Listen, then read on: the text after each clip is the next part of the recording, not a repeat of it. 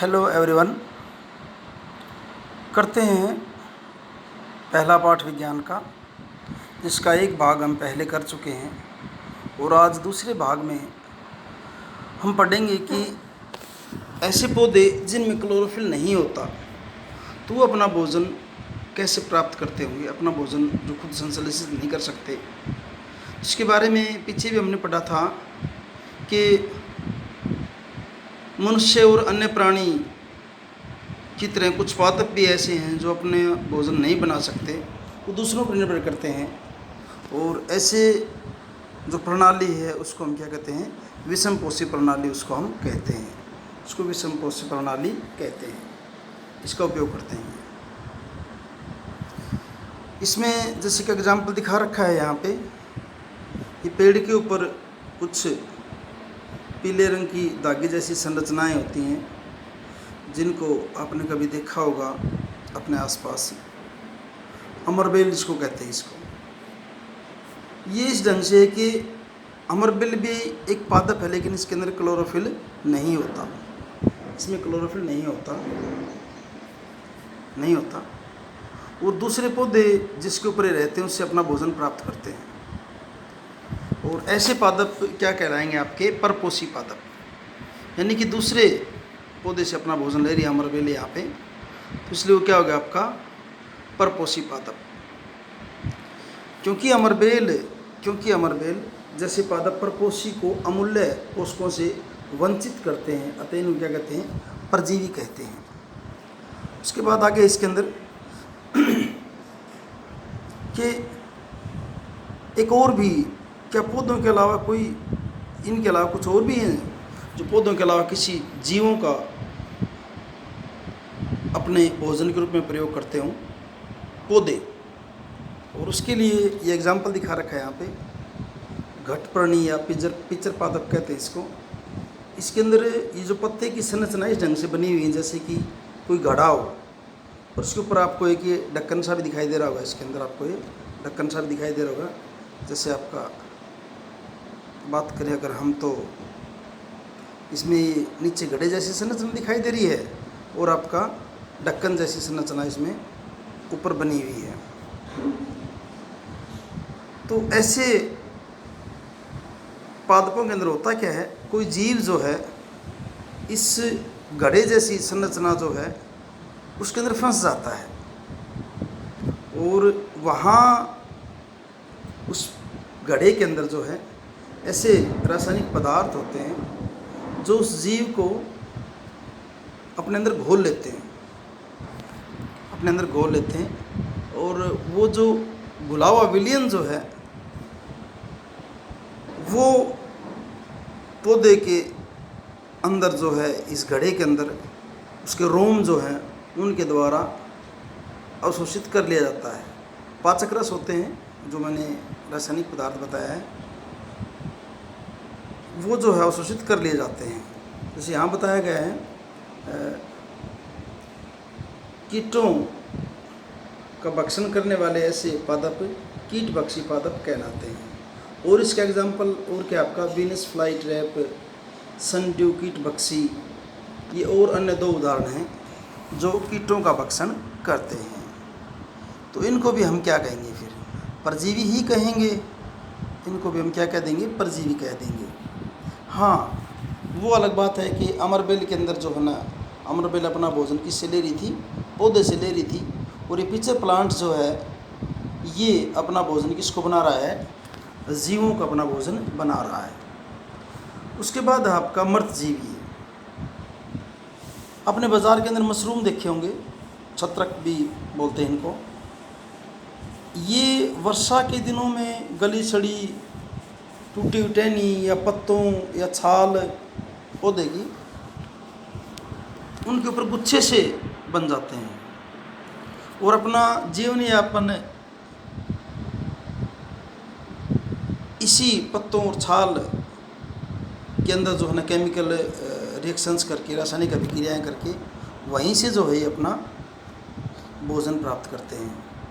इसके अंदर देखिए यहाँ एक एग्जाम्पल दिया है कि डबल रोटी का एक टुकड़ा लीजिए, उसको जल में भिगो लीजिए, 2-3 दिन तक उसको रखा रहने दीजिए।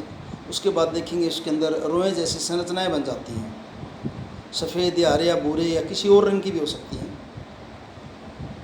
तो यह जीव जो है आपकी क्या कहलाते हैं, कवक या फंजाई कहलाते हैं, कवक या फंजाई कहलाते हैं। ऐसे जीव, ऐसे जीवों को कवक या फंजाई कहलाते हैं।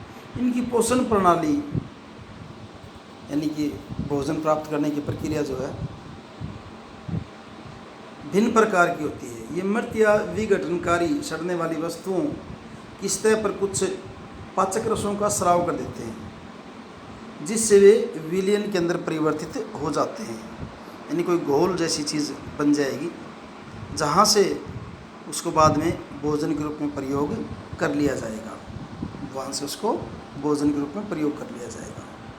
यहाँ दिखा रखा है। उस विलयन को जो है बाद में भोजन के रूप में अवशोषण करते हैं। इस प्रकार की पोषण प्रणाली जिसमें जीव किसी मृत या विघटित जैविक पदार्थों से पोषक प्राप्त करते हैं, मृतजीवी पोषण कहलाता है। मृतजीवी पोषण प्रणाली का उपयोग करने वाले पौधे क्या कहलाएंगे, आपके मृतजीवी कहलाएंगे। इसके और एग्जाम्पल जैसे कि अचार है, चमड़ा है, कपड़ा है या अन्य जो पदार्थ उनके ऊपर भी ऐसे ही जो आपके ये उगाते हैं, ऐसे छत्रक जो है, और हमारी जो चीज़ें उनको ख़राब भी कर देते हैं। और इनको वृद्धि करने के लिए नमी और उष्ण, यानी कि नमी भी और उष्ण, गर्मी भी हो, टेम्परेचर हाई हो, उस टाइम पर इन कवकों की वृद्धि ज़्यादा होती है। यानी कि वर्षा ऋतु में फिर इनके लिए सबसे अच्छी परिस्थिति होगी जब अपनी वृद्धि ये कर सकते हैं। इसके बाद जो है आगे है आपका, वैसे वृद्धि होती कैसे होगी। इन जो है कवकों के बीजाणु हवा में उड़ते रहते हैं या तैरते रहते हैं, हवा में रहते हैं, हवा में उपस्थित होते हैं, और जब वे किसी पदार्थ या उत्पाद के ऊपर बैठते हैं और वहाँ नमी और उष्णता दोनों हो, तो फिर अंकुरित होकर के नए कवकों को जन्म देते हैं, नए कवक वहाँ से पैदा हो जाते हैं। उसके बाद आगे देखते हैं, कुछ जीव ऐसे भी जो एक दूसरे के साथ साथ रहते हैं, यानी इकट्ठे रहते हैं। और अगर इकट्ठे रहते हैं तो इसका मतलब क्या हो गया, सहजीवी संबंध हो गया। इकट्ठे रहते हैं तो साथ साथ रहते हैं।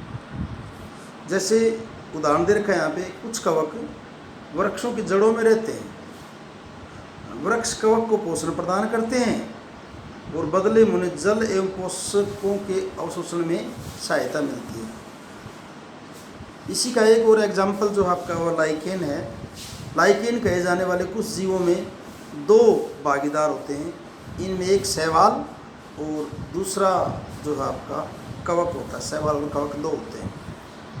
शैवाल में क्लोरोफिल उपस्थित होता है, जबकि कवक में क्लोरोफिल नहीं होता।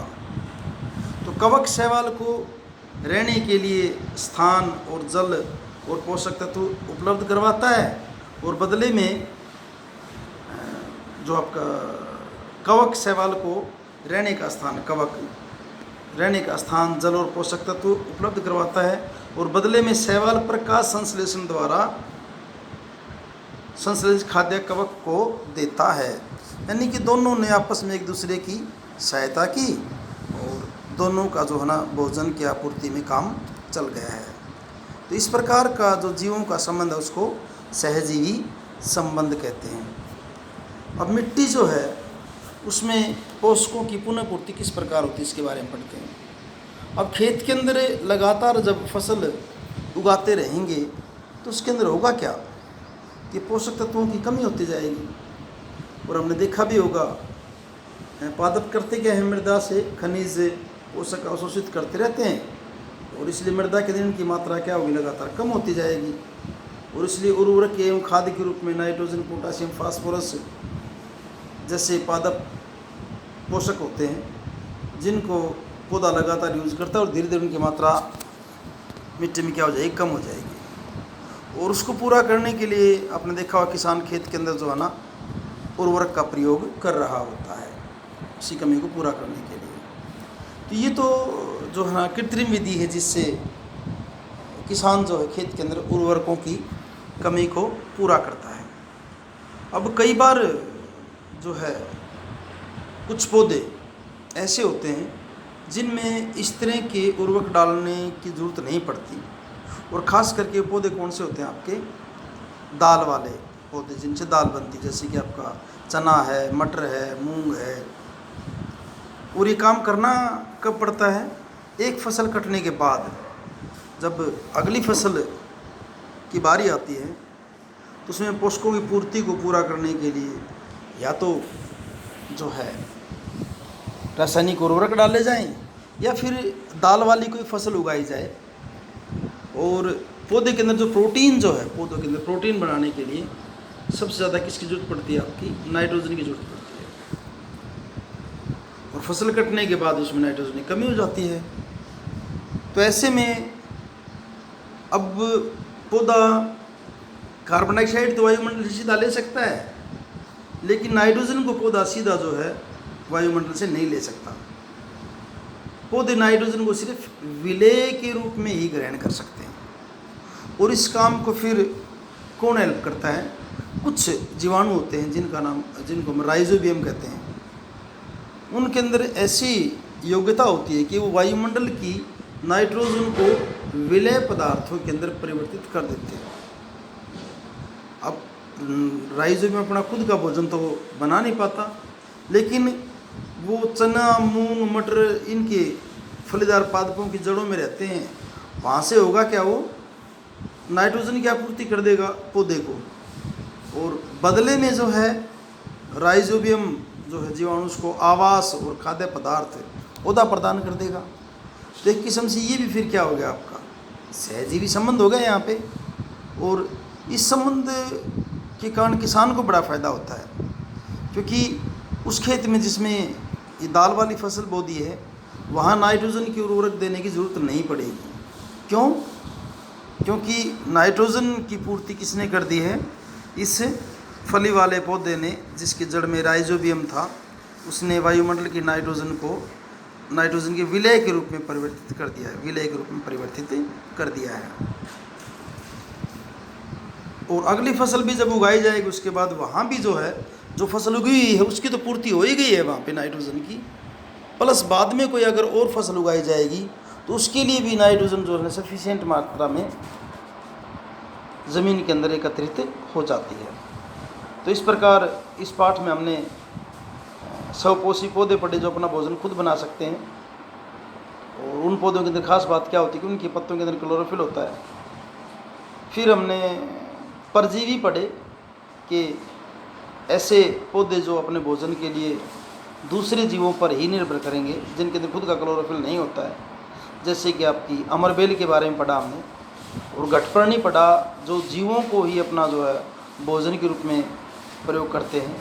मृतजीवी के बारे में पढ़ा, मृतजीवी जो है गले सड़े पत्ते हैं, पौधे हैं, तने हैं, वहाँ से अपना भोजन बनाते हैं।